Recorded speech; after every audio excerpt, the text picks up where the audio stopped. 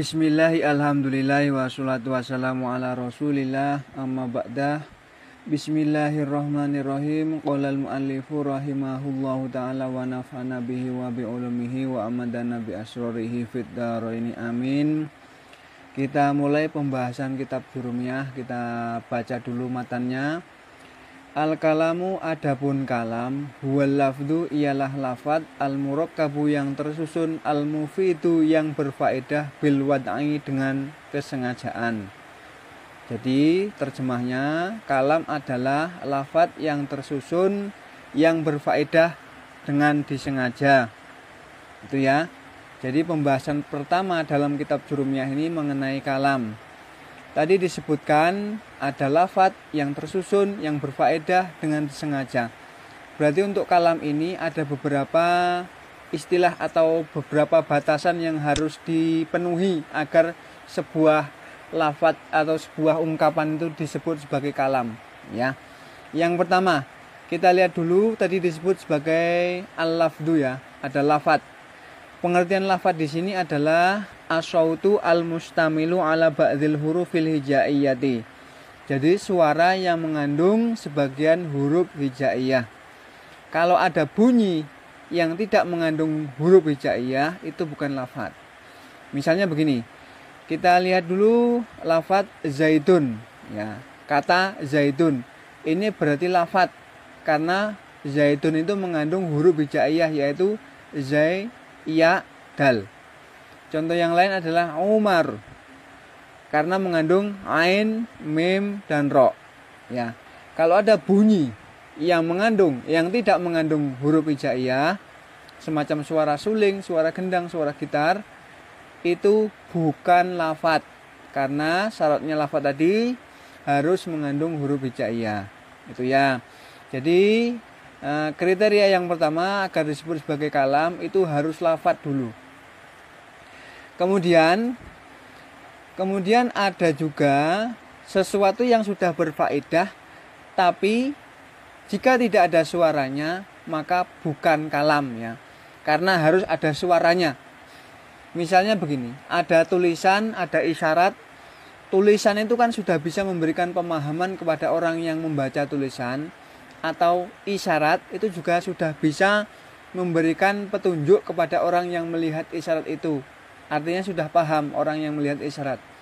Tapi dua hal ini tidak termasuk kalam karena nggak ada bunyinya, nggak ada lafadznya, nggak ada suaranya.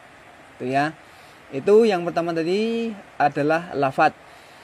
Yang kedua al-murakkabu atau tersusun. Ya, al-murakkab ini pengertiannya adalah ma tarakaba min kalimataini fa aktsara. Jadi yang tersusun dari dua kalimat atau lebih. Ya. Di sini kita lihat ada yang saya beri kotak itu ada kalimat.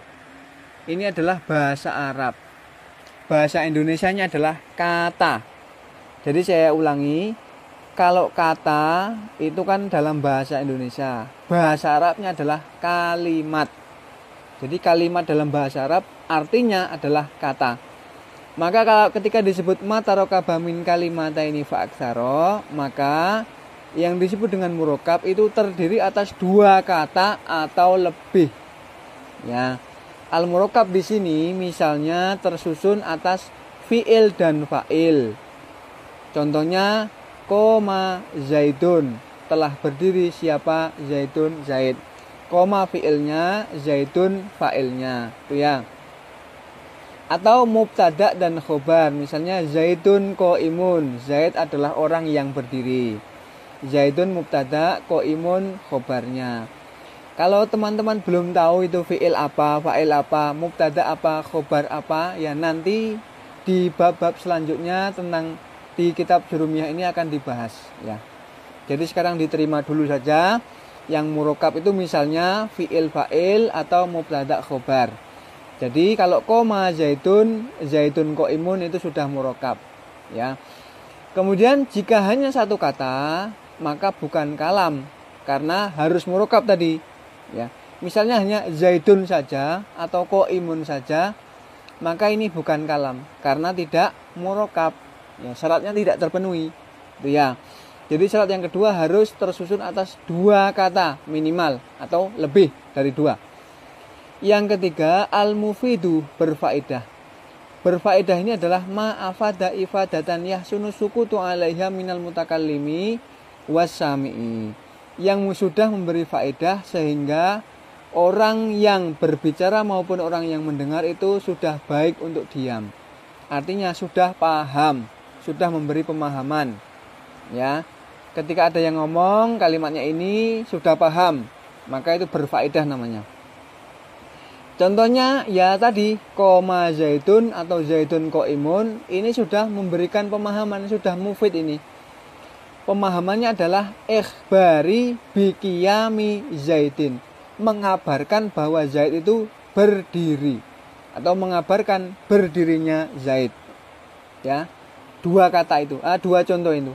Koma zaidun dan zaidun qaimun itu sama-sama mengabarkan berdirinya Zaid. Ya. Jadi syarat yang ketiga harus berfaedah.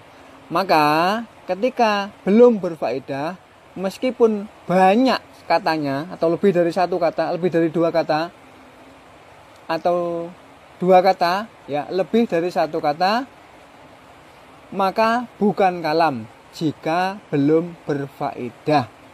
Contohnya ghulamu Zaidin, pembantunya Zaid. Hanya begitu saja, itu belum kalam itu karena belum berfaedah. Karena orang akan bertanya, ghulamu Zaidin ngapa? Pembantunya Zaid ngapa? Maka harus diberi tambahan kata yang lain. Misalnya ditambahi mubtada, hadza ghulamu Zaidin, ini adalah pembantu Zaid. Boleh juga ditambahi khobar, ghulamu Zaidin qaimun, pembantu Zaid adalah orang yang berdiri. Boleh juga ditambahi fiil, jaa ghulamu Zaidin, pembantu Zaid telah datang. Nah, itu baru kalam. Kemudian contoh yang kedua yang belum kalam ini, in koma Zaidun, jika Zaid berdiri. Orang akan bertanya, jika Zaid berdiri terus ngapa? Nah, gitu ya. Maka kalau yang seperti ini, kalau dalam bahasa Arab ini namanya syarat ini, jika Zaid berdiri. Maka memerlukan jawabnya.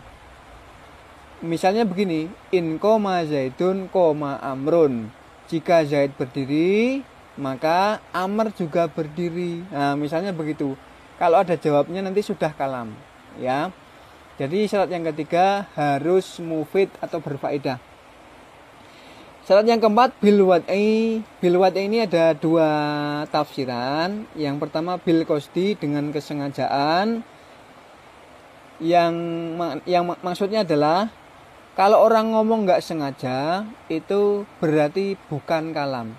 Orang ngomong nggak sengaja itu misalnya bagaimana? Orang yang ngelindur, ya, tidur terus ngomong, itu namanya ngelindur, itu bukan sengaja.